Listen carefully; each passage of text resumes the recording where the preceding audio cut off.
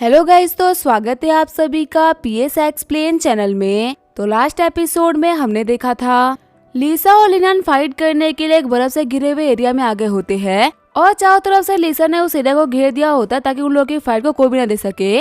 पहले तो Linnaean ice की एबिलिटी का यूज करते हुए लिसा से फाइट करता है ताकि वो जीत सके, लेकिन कुछ ही अटैक के बाद में उसको समझ में आता है कि सिर्फ आइस के अटैक की वजह से ना लिसा को नहीं हरा पाएगा। और फिर वो लिसा के सामने लेके आता है अपने डार्क मैजिक की एबिलिटी को ताकि वो उसकी पावर को नलीफाई करते हुए उसके ऊपर अटैक कर सके। अटैक करते हुए लिनियन सोच रहा होता है लिसा सच में काफी ज्यादा पावरफुल है, जितना पावरफुल मैंने इसके ऊपर अटैक किया है ना, मुझे ये पता है कि ये उसके डिफेंस को ना कम्प्लीटली नहीं तोड़ पाएगा। पर हाँ, ऐसा हो सकता है ना कि वो थोड़ी सी केयरलेस हो जाए और मुझे खुद को छूने का एक मौका दे दे। फिर मैं एमिली की एबिलिटी का यूज करते हुए उसकी पावर को पूरी तरीके से गायब कर दूंगा और काफी इजीली जीत जाऊंगा। लिसा बोल रही होती है, लिनियन तो फिर ये है तुम्हारा सीक्रेट? अभी तुम जो पावर यूज कर रहे हो ना वो टाइगर की डार्क एबिलिटी है, और अभी थोड़ी देर पहले तूने मेरे फोर्स फील्ड से बचने के लिए ना स्पेस एबिलिटी का यूज किया था जो कि इजी की एबिलिटी है। लगता है कि तुम्हारे पास ना लोगों की एबिलिटी को कॉपी करने की शक्तियाँ है, तुम जिसकी चाहो उसकी एबिलिटी को कॉपी कर सकते हो। मानना पड़ेगा, सच में ये ना बहुत ही कमाल की एबिलिटी है। लिनियन सोच रहा होता है अब जाके मेरे को समझ में आ रहा है ना कि टाइगर हर एक फाइट में क्यों हार जाता है। डार्क मैजिक को बनाए रखने के लिए काफी सारी एनर्जी लगती है, इसी वजह से इतनी कमाल की एबिलिटी होने के बावजूद भी वो हर बार हार जाता है। मैंने तो इतने कम अमाउंट में इस मैजिक को यूज किया और मेरे को इसको मेंटेन करने में काफी सारी दिक्कतें आ रही है। लिसा बोल रही होती है अगर तुम एबिलिटीज को कॉपी कर सकते हो, इसका मतलब तूने एमिली की एबिलिटी को भी कॉपी किया होगा। उसकी एबिलिटी है कि वो किसी को भी टच करके ना उसकी एबिलिटी को गायब कर सकती है। लिनियन बोल रहा होता है हाँ, मेरी एबिलिटी को गायब करने वाली ना एमिली थी और मैंने उससे एबिलिटी कॉपी कर ली थी। लिसा बोल रही होती है तो फिर तुम्हारे पास तो काफी कमाल का मौका था मेरे को हराने का। अभी थोड़ी देर पहले हम लोग हाथ पकड़ के यहाँ पे आए थे और मेरे को तुम्हारी इस कॉपी एबिलिटी के बारे में कोई भी आइडिया नहीं था। अगर तुम चाहते तो तुम मेरी एबिलिटी को गायब कर सकते थे। उसके बाद में इस फाइट के स्टार्ट होते ही मैं हार जाती। आखिर तुमने इतने कमाल के जीतने के मौके को क्यों गवा दिया? अगर किसी और के पास में ये मौका होता ना तो पक्का से इसको यूज कर चुका होता। लिनियन बोल रहा होता है मैं कभी नहीं चाहता ना कि मैं तुम्हें अजीब तरीकों का यूज करते हुए हराऊं। मैं चाहता हूँ कि मैं तुम्हें एक फेयर फाइट में हराऊं, जिससे कि मैं गर्व से बोल सकूं कि मैं जीता हूँ, ना कि चोरों की तरह तुम्हारी एबिलिटी को कॉपी करके जीतूं। मैंने जुलिन से प्रॉमिस किया है कि मैं तुम्हें हरा कर जुलिन शादी करूंगा, लेकिन मैं कभी भी गलत तरीकों से नहीं जीतना चाहता। जब तक मुझसे हो सकेगा मैं तुमसे फाइट करूंगा और ट्राई करूंगा कि तुम्हें हरा दूं। बेहोश होते हुए लिनियन सोच रहा होता है मेरे पास में इतनी सुपर पावर्स थी, जो सबसे स्ट्रॉन्गेस्ट अपोनेंट थे ना उनको हराने के लिए मेरे को 2 एबिलिटीज का यूज करना पड़ा, लेकिन सारी एबिलिटी को यूज करने के बावजूद मैं लिसा से नहीं जीत पाया। लेकिन आखिर मैं कहाँ पे हूँ? लिसा मेरे को दिख तो रही है, लेकिन ये कौन सा एंगल है? लिसा बोल रही होती है लिनियन जल्दी उठो, आखिर तुम और कब तक यहाँ पे बेहोश रहना चाहते हो? वहीं आगे खोलते हुए लिनियन बोल रहा होता है क्या मैं लिसा के गोद में हूँ? उड़ते हुए लिनियन बोल रहा होता है आखिर ये क्या था?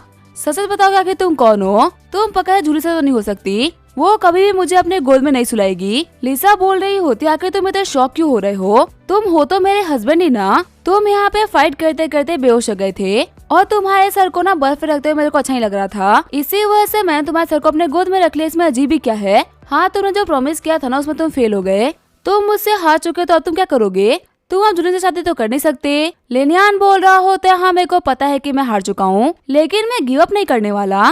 वैसे भी हम दोनों सेम घर में ही रहते हैं। जिस दिन मैं तुमसे पावरफुल हुआ उस दिन मैं तुम्हें हरा दूंगा, और जिस दिन मैं तुम्हें हरा दे उस दिन मैं जुलिन शादी कर लूंगा। मेरे लिए भी चीजें ना उतनी मुश्किल नहीं हुई है। लिसा बोल रही होती है अरे मैं तो मजाक कर रही थी, तुम्हारे और जुलिन के रिश्ते से ना मेरे को कोई भी दिक्कत नहीं है। मैं तो बस यहाँ पे चेक करी थी ना कि तुम्हारी फीलिंग्स रियल है या फिर तुम्हें शादियों पर शादी करने का शौक है। लेकिन मैंने देख लिया कि तुमने उसके लिए कितनी मेहनत करी। और वैसे भी तुम्हें क्या लगता है क्या मैं अपनी बहन के प्रोटेक्शन को लेकर कभी भी डरूंगी क्या?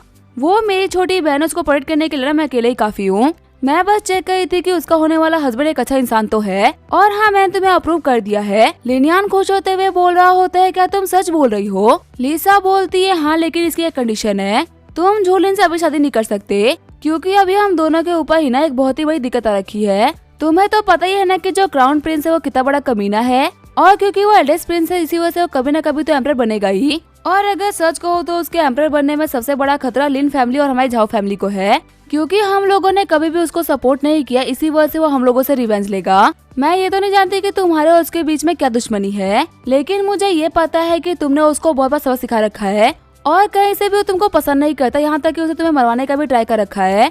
सबसे पहले उसे तुम्हें मरवाने का तब ट्राई किया था जब ये रिवील होता कि तुम्हारे पास में ना आइस की पावर है, और एक और बार उसने तुम्हारे ऊपर से अटैक करवाया था जब डॉक्टर शुआंग ने तुम्हारी जान बचाई थी। और वहीं अगर मैं बात करूँ जू फैमिली से उसकी दुश्मनी की, तो वो स्टार्ट हुई जूलिन के अवेकन करने के बाद में। जब ये रिवील हुआ कि उसके पास में आइस की एबिलिटी है तो उसके ऊपर अटैक होना स्टार्ट हो गए। और तब मैंने पर्सनली जाके क्राउन प्रिंस को सबक सिखाया था और उसको बहुत ही धमकाया भी था। इस चीज की वजह से वो मुझसे भी काफी नफरत करता है। तो इसी वजह से जैसे ही हम लोग हेवनली रिलम पे पहुंचेंगे ना, हम एम्परर को फोर्स करेंगे कि वो क्राउन प्रिंस को ना उनकी गद्दी से हटा दे। और क्योंकि हमारी कल्टिवेशन काफी ज्यादा और हम कंट्री का प्राउड है, इसी वजह से वो हमारी बात मान भी लेंगे। एल्डेस्ट प्रिंस को उनकी गद्दी से हटाने के बाद में सबसे पहले हम काम करेंगे शादी को तोड़ने का। वैसे भी हमारा जो रिलेशन है असली रिलेशन तो है नहीं, और अपनी फैमिली को सेव करने के बाद में हम लोग को एक्टिंग करने की भी जरूरत नहीं पड़ेगी। जब ये दोनों काम हो जाएंगे तब तुम जूलिन से शादी कर सकते हो। अगर अभी तुम उसको मना भी लेते हो ना, तो भी वो तुम्हें शादी करने से मना कर देगी, क्योंकि मैं तुम्हारी वाइफ हूँ। भले ही तुम्हें और मुझे लोगों से फर्क नहीं पड़ता, लेकिन उसको बहुत ही फर्क पड़ता है। अगर तुम जूलिन को पसंद करते हो तो तुम्हें पता है कि वो कैसी है। लिनियन बोल रहा होता है, हाँ तुम बिल्कुल सही कह रही हो, तुम्हारे बातों में पॉइंट तो है। अगर बात कल्टीवेशन की है ना, तो तुझे इतनी मुश्किल भी नहीं होने वाली। तुम्हारी कल्टीवेशन काफी स्पीड से आगे बढ़ रही है, और क्योंकि मेरे पास में काफी सारी एबिलिटीज है, इसी वजह से मेरी कल्टीवेशन स्पीड भी डिसेंट है। तुम्हें क्या लगता है तुम्हें हेवन रिले में पहुंचने में क्या टाइम लग जाएगा? लिसा बोल रही होती है कोई दिक्कत ना है तो शायद से 5 साल इतना काफी होगा हेवन रिले तक पहुंचने के लिए। तभी जो लिसा होती है वो आइस उठा के अपने कपड़ों में मलना स्टार्ट कर देती है। लिनियन बोल रहा होता है कि तुम अपने कपड़े खराब क्यों कर रही हो? लिसा बोल रही होती है हम वहाँ चले गए, इसका मतलब ये नहीं है कि सभी चले गए होंगे, वो सभी वेट कर रहे होंगे हमारे वापस आने का, क्योंकि सभी को पता है कि हम फाइट कर रहे हैं।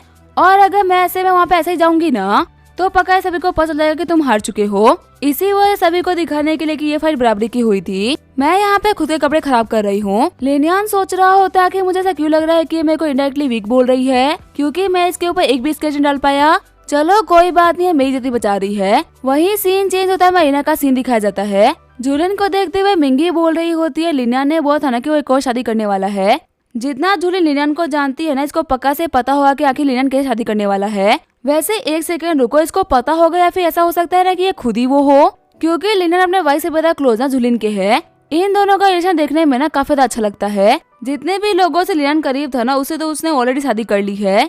और अगर वो कह रहा है कि वो एक और शादी करने वाला है, इसका मतलब वो पक्का से जूलिन होगी। लिनियन की एक और दोस्त उसकी वाइफ बनने वाली है, तो क्या सिर्फ और सिर्फ मैं ही बच गई जो कि उसकी दोस्त है और उसे शादी नहीं कर पाई? वही शर्माते हुए जूलिन सोच रही होती है आखिर ये क्या हो गया। जब लिनियन ने पहली बार ये बात कही थी ना, तो मेरे को लगा कि वो मजाक कर रहा है, पर उसने सच में कंपटीशन में पार्टिसिपेट किया। उसने बहुत ही कमाल की रैंकिंग लाई और अब तो वो कंपटीशन में रैंक 1 के लिए फाइट कर रहा है। वह तो मुझे अपनी बहन की पावर पे बिल्कुल भी शक नहीं है। मेरे को पता है कि वो बहुत ही पावरफुल है, लेकिन क्या हो गया अगर लिनियन जीत जाए, तो क्या सच में मेरे को लिनियन शादी करनी होगी? पर आखिर मैं कैसे कर सकती हूँ? मेरी बहन उसकी फर्स्ट वाइफ है। क्या मॉम डैड और हमारी फैमिली इसके लिए मानेगी? और आखिर सिस्टर को जानने के बाद में कैसा लगेगा? वहीं ऑडियंस में बैठे हुए लोग बोल रहे होते, देखो लिनियन और लिसा वापस आ गए। इन लोगों के कपड़ों को देख के लग रहा है ना कि इन दोनों के बीच में बहुत ही खतरनाक फाइट हुई है। इसका मतलब इन लोगों ने सिर्फ और सिर्फ जगह बदली थी, फाइट नहीं छोड़ा था। इन लोगों ने बस अपनी फाइट को हम लोगों को देखने नहीं दिया। पर इन दोनों के कपड़ों को देख के लग रहा है ना कि फाइट बहुत ही बराबरी की रही होगी। आज से पहले हम लोगों ने कभी भी लिसा की हालत नहीं देखी थी। कहते हैं कि आज तक तो उसको कोई छू भी नहीं पाया, तो फिर आके उसकी कोई ऐसी हालत कैसे कर सकता है? सच में जो लिनियन है ना, ये बहुत ही कमाल का है। वही चिढ़ते हुए ताइगे बोल रहा होता है, ये क्या मजाक चल रहा है?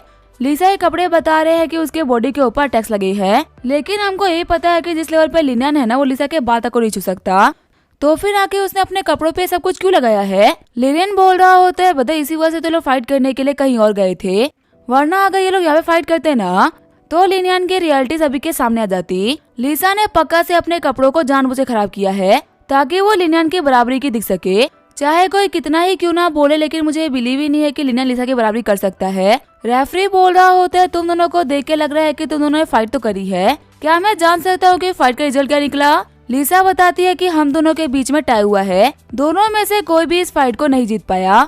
रेफरी बोल रहा होता है, अगर तुम दोनों के बीच में टाई हुआ है, तो अगर मैं तुम दोनों को ही रैंक 1 दे दूं तो कोई दिक्कत तो नहीं है ना? अगर लिसा तुम्हें कोई भी दिक्कत है ना, तो हम इसके बारे में सोच सकते हैं। लिसा बोल रही होती है, बिल्कुल भी नहीं, आप हम दोनों को ना फर्स्ट पोजीशन दे दो। हम दोनों के बीच में एक बहुत ही फेयर फाइट हुई है, उसके हिसाब से टाई हुआ है। वही सीन चेंज होता है, दादा के इंपीरियल कोर्ट का सीन दिखाया जाता है। कोई चिल्लाते हुए बोल रहा होता है कि जिनेस लिस्ट के अंदर हमारे बच्चों ने कमाल कर दिया, ना जाने कितने सालों बाद में जाके दाजिया को टॉप 10 में 5 प्लेसेस मिली है। इसी के साथ में दाजिया ने एक बार फिर से दाई को दबा दिया है। 5 मेजर कंट्री के रहते हुए भी रैंक 1 दाजा को मिली। हमारा दाजा कंट्री जो कि डूब रहा था ना, वो अब रिवाइव कर रहा है। एम्परर बोल रहे होते मिस्टर ली, तो बहुत ही कमाल की बात है। मेरे को ये तो पता था कि हमारे रिजल्ट ना बहुत ही अच्छे होने वाले हैं, लेकिन इतने अच्छे ये पता नहीं था। वैसे लिनियन और लिसा की क्या रैंक आई? लिसा की तो मेरे को पता है कि रैंक 1 होगी, लेकिन लिनियन की रैंक जानने के लिए ना मैं काफी एक्साइटेड हूँ। मैनेजर ली बोल रहे होते उन दोनों ने ही रैंक 1 के लिए टाई किया है, तो इसी वजह से इस बताजे से ना 2 रैंक 1 के बंदे हैं। जैंग फैमिली का हेड सोच रहा होता है लिनियन और लिसा दोनों जिस लिस्ट के रैंक 1 पे आ गए। एम्परर ने यहाँ पे खासकर मैनेजर ली से लिनियन के बारे में पूछा है। ये क्लियरली शो करता है कि लिनियन के रैंक को लेकर ना काफी ज्यादा कॉन्फिडेंट थे, और साथ ही ये भी शो करना चाहते हैं कि जैंग फैमिली का बुरा टाइम स्टार्ट होने वाला है। वैसे अगर देखा है तो मेरी वजह से लिनियन और बाकी सारे लोग कंपटीशन में नहीं गए होते तो कभी भी इतनी अच्छी रैंक आती ही नहीं। अब इस चीज के लिए मेरे को फिर से ब्लेम किया जाएगा। मेरी बेवकूफ बच्ची के चक्कर में आखिर मैं कितनी बार डांट खाऊंगा। अब तो मैं उसको क्लियरली बोल दूंगा कि भले ही कुछ भी क्यों ना हो जाए, लेकिन गलती से भी लिनियन के सामने मत आना। वो अब इस कंट्री का सबसे खतरनाक इंसान बन चुका है, जिसके पास में अच्छी खासी पावर्स है। वही सीन चेंज होता है, हम देखते हैं लिनियन को जो कि ड्यूक जू के पास में आ रखा होता है। लिनियन बोल रहा होता है, ड्यूक जू आपको याद होगा कि मैंने निंगा शादी करने से पहले आपको बोला था कि मैं रैंक 1 लेके आऊंगा, और मेरे को लगता है कि मैंने अपना प्रॉमिस फुलफिल कर दिया है। ड्यूक जू बोल रहे होते हैं, तुम्हें और निंगा को शादी किए हुए ना काफी लंबा टाइम बीत चुका है, और फिर भी तूने मुझे इस चीज के लिए यहाँ पे बुलाया, क्या तुम्हें थोड़ा सा ऑकवर्ड नहीं लग रहा? लिनियन बोल रहा होता है, इसका मतलब मेरे पास में हक है कि मैं आपको ग्रैंडपा बुला सकूं। ड्यूक जू बोल रहे होते हैं, तुम्हारे पास में ये हक पहले से ही था, मेरे को तुम्हारे ऊपर पहले से ही बिलीव था, इसी वजह से मैंने तुम्हें शादी करने दी, वरना क्या मैं ऐसा करने देता क्या? सॉन्ग फैमिली के एंसेस्टर सोच रहे होते हैं, वैसे अगर देखा है तो फर्स्ट रैंक के लिए टाई हुआ है, तो इसका मतलब 2 पोजीशन तो ये हो गई, साथ ही में 7th और 6th रैंक भी हमारी ही है। टॉप 10 के अंदर दाजा का 5 रैंक आया है, इसका मतलब अगले 5 साल तक 50% कल्टीवेशन रिसोर्सेज हम लोग को मिलेंगे, और बाकी 50% के अंदर इन चारों बड़ी कंट्री को डिवाइड करना होगा। लिनियन और उसकी फैमिली की वजह से हमारी पूरी कंट्री को ना बहुत ही बड़ा फायदा हुआ है। वापस जाने के बाद में लिन फैमिली की पावर्स पहले से 10 गुना बढ़ गई होगी, क्योंकि अगर ये लोग इस कंपटीशन में ये रैंक लेके आए हैं ना, तो पक्का से नेक्स्ट कंपटीशन में और भी कमाल की रैंक लेके आएंगे। काश मेरी सॉन्ग फैमिली की लड़कियां भी अच्छी दिखती, अगर उनमें से कोई लिनियन की वाइफ बन जाती ना तो ये काफी अच्छा होता। आज ड्यूक जू की तरह ना मैं भी काफी खुश रहता। आगे जो लिनियन होता है वो कंपटीशन के आफ्टर पार्टी में आ गया होता है, तभी एक बंदे के पास में आते हुए लिनियन बोल रहा होता है, क्या तुम मेरे को जानते हो? लिनियन से हाथ मिलाते हुए बंदा बोल रहा होता है, आखिर ऐसा भी कौन है जो कि आपको नहीं जानता? इस कंपटीशन में आपने जो भी कमाल किए है ना, उसकी वजह से 3 साल तक हर कोई आपको याद रखेगा। ये तो मेरी खुशनसीबी है कि आपने मेरे को याद रखा, वरना कहाँ फर्स्ट रैंक वाले लोग 70th रैंक वाले को याद रखते हैं। लेकिन फिर से मैं यही कहना चाहूंगा कि आपकी जो एबिलिटी थी ना वो बहुत ही कमाल की थी। अगर ये कोई मार्शल आर्ट कंपटीशन होता ना, तो शायद से ही कोई आपके सामने 2 मिनट के लिए भी टिक पाता। लिनियन सोच रहा होता है, मैं इस बंदे के पास में इसी वजह से आया हूँ क्योंकि इस बंदे के पास में ना काफी यूनिक एबिलिटी है। ये अपनी साइज को कभी भी बड़ा और छोटा कर सकता है, जो कि एबिलिटी नॉर्मली तो हमारी कंट्री में किसी के पास भी नहीं है। अभी तो ये मेरा पहला टारगेट है। कंपटीशन में और भी काफी सारे ऐसे लोग थे जिनके पास में काफी अलग अलग टाइप की एबिलिटीज थी। फिर लिनियन दूसरे बंदे के पास में आता है, जिसके पास अपनी फिजिकल एबिलिटी को एनहेंस करने की पावर होती है, और उस एबिलिटी का यूज करते हुए लिनियन अपने मार्शल आर्ट एबिलिटी को काफी ज्यादा एनहेंस कर सकता है। फिर लिनियन एक और बंदे के पास में जाता है, जिसके पास में मेमोरी को भुलाने की एबिलिटी होती है। ऐसे ही करते करते वो हर एक बंदे के पास में जाने लगता है, जिसके पास में अलग अलग टाइप की एबिलिटी होती है। लिनियन सोच रहा होता है, अब तो मेरे पास में काफी सारी एबिलिटीज आ गई, और इसमें सबसे कमाल की एबिलिटी अपने साइज को बड़ा छोटा करने की। मैंने मंकी किंग को देख रखा है, उसके पास में भी सेम एबिलिटी थी। तभी वहाँ पे आते हुए एमिली बोलती है, लिनियन तुम यहाँ पे क्या कर रहे हो? लिनियन बोल रहा होता है, घबराओ मत, मैं तुमको यहाँ पे ढूंढते हुए नहीं आया, वैसे देख के लग रहा है कि तुम्हारी हालत तो भी ठीक नहीं है। तभी वहाँ पे ताइगो लिनियन आते हुए बोल रहे होते हैं, लिनियन तुम भी यहाँ पे हो? फिर हाथ मिलाते हुए ताइगे बोल रहा होता है, अगर तुम्हें अगर 3 साल में कभी भी मौका मिले ना, तो एक बार दायु जरूर आना, एक गेस्ट की तरह हम तुम्हारा बहुत ही ग्रैंड वेलकम करेंगे। लिनियन बोल रहा होता है, याद रखना भले ही ताइगे तुम्हारा दोस्त बन गया हो, लेकिन मैं तुम्हारा अभी भी दुश्मन ही हूँ। अगर तुम हमारे घर आए तो मैं प्रिपेयर रहूंगा तुमसे फाइट करने के लिए, और अगली बार तुम मुझसे नहीं जीत पाओगे। लिनियन बोल रहा होता है, वो तो अगली बार की फाइट ही बताएगी। लिनियन सोच रहा होता है, आखिर लोग मेरा हाथ छोड़ क्यों नहीं रहे? ये पार्टी जल्दी खत्म हो जाएगी, उससे पहले मेरे को जाके बाकी सारे लोगों से भी हाथ मिलाना है। ये नई नई पावर्स को इकट्ठा करने का ना बहुत ही कमाल की अपॉर्चुनिटी है, मैं इसको ऐसे ही छोड़ नहीं सकता। तभी वहाँ पे 4th प्रिंस भी आते हुए बोल रहा होता है, याद रखना रिवेंज तो मेरे को भी लेना है।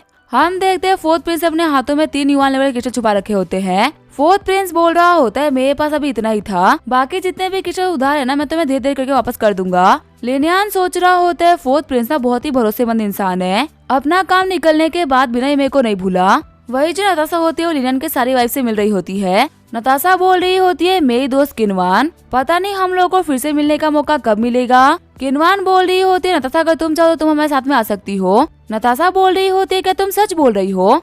किनवान बोल रही होती है हाँ तुम आ सकते हो, वैसे भी हमारी फैमिली ना बहुत ही बड़ी है और मेरा जो हस्बैंड है ना लिनियान, वो हमेशा लोगों के लिए जगह खाली रखता है। अगर तुम चाहो तो तुम्हारे लिए भी एक कोटा छोड़ देगा, तुम किसी भी पल हमारे साथ में आ सकती हो और अगर तुम चाहो तो तुम हमेशा के लिए वहाँ पे रह सकती हो। तुम्हें पता है ना मैं यहाँ पे क्या कहना चाह रही हूँ। अब इसके क्या होगा हम देंगे नेक्स्ट एपिसोड में। तब तक के लिए वीडियो देखने के लिए थैंक यू।